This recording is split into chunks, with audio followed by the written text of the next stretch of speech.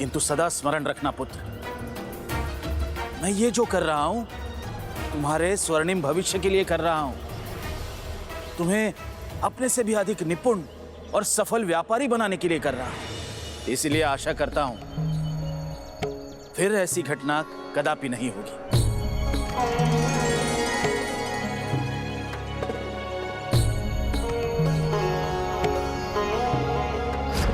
इतनी बड़ी घटना घट गई। कल्याण ने अपने पुत्र को खोकर पाया, किंतु तब भी उसमें कोई बदलाव नहीं आया। जो होना चाहिए जब वो नहीं होता है तो कुछ ऐसा होता है देवी, जिससे अनहोनी ही होनी हो जाती है। पिता की लालसा के बोझ से दबा हुआ बालक भय और दुख से घिरा हुआ बालक होता है। जब वर्तमान में दुख हो तो भविष्य कैसे सुखद हो सकता है? कल्याण ये अभी भी नहीं समझा था, किंतु समझना तो उसे था ही। स्वामी, आप कभी बिना पहली बुझाए कभी कुछ क्यों नहीं बताते? आगे क्या हुआ ये बताइए ना स्वामी। बल्लाल का जीवन एक कठपुतली की भांति हो गया था। अपने पिता के निर्देशों पर चलने के लिए वो बाध्य था, किंतु एक सच्चा भक्त अपनी भक्ति कभी नहीं त्यागता। अपने प्रभु के प्रति उसका अटूट विश्वास कभी नहीं टूटता। वो वृक्ष की जड़ में दुर्वा चढ़ाता रहा, उसके आभार स्वरूप कि उस कीट ने उसे प्रभु महागणाधिपति से मिलवाया था।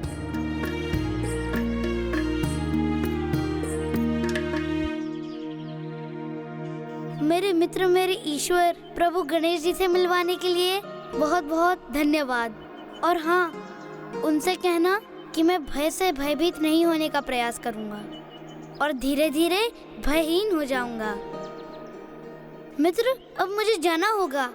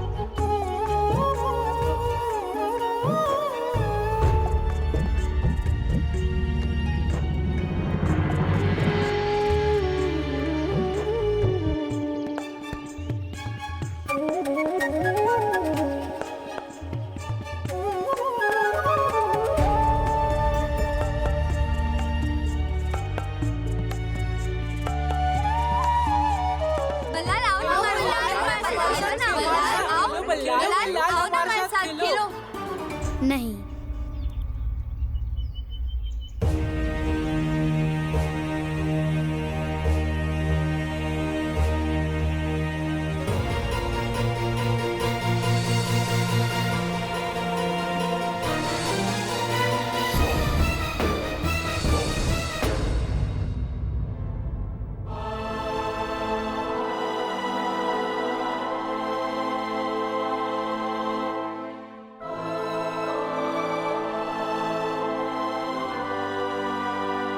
इस प्रकार ये कुछ और समय चलता रहा, किंतु जहां विश्वास है वहां भय श्वास कहां ले सकता है।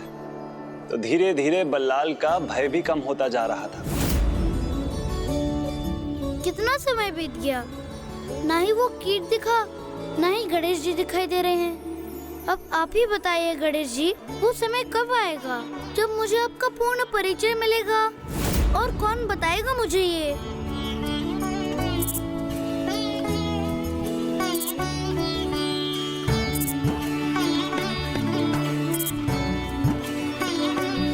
मित्र, तुम आ गए?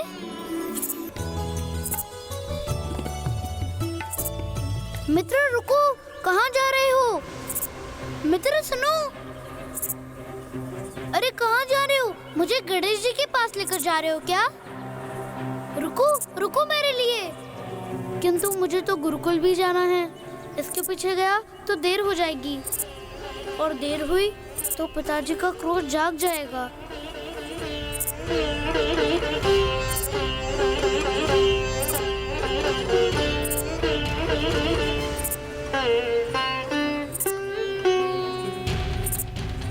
अब क्या करूं? ये तो मुझे उसी दिशा में ले जा रहा है। लगता है जो गणेश जी ने उचित समय कहा था वो अभी है। यदि जो तुम कर रहे हो उसमें तुम्हें पूर्ण विश्वास है तो तुम कभी ऐसी उलझन में पड़ोगे ही नहीं, और कभी पड़ भी गए तो स्वयं उससे निकलने का मार्ग ढूंढ लोगे। उचित है, मैं आपकी आज्ञा का पालन करूंगा, भय का त्याग करूंगा और हृदय की पुकार सुनूंगा।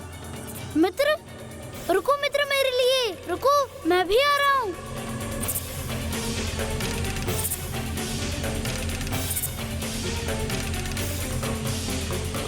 अभी तो यही था, कहाँ गया? अब कहाँ ढूंढूं उसे मैं?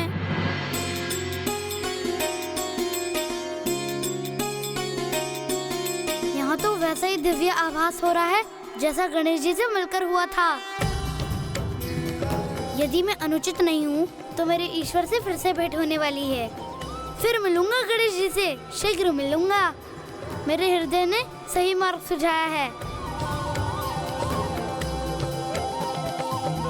मैं मिलूंगा अपने अद्भुत मित्र से, अपने ईश्वर से।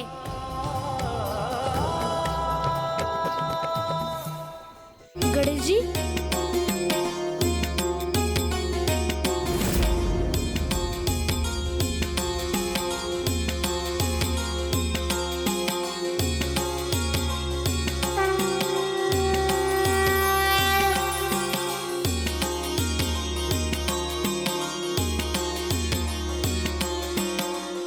क्या यही है वो जिनके बारे में गणेश जी ने मुझसे कहा था?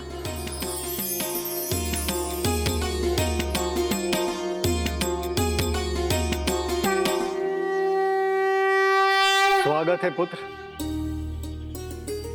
मुझे तुम्हारी ही प्रतीक्षा थी। बिना देखे इन्हें कैसे ज्ञात हो गया कि मैं यहाँ हूँ?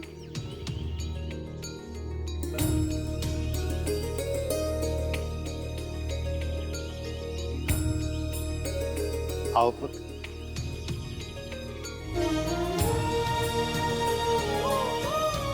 लो, प्रसाद ग्रहण करो।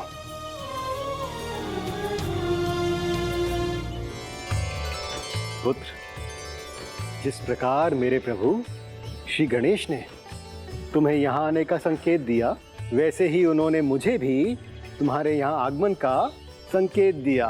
अच्छा, आप ही हैं वो जिनके बारे में गणेश जी ने मुझे बताया था। मैं तो उनके अनगिनत भक्तों में से मात्र एक भक्त हूँ, मुदगल। प्रणाम ऋषिवर।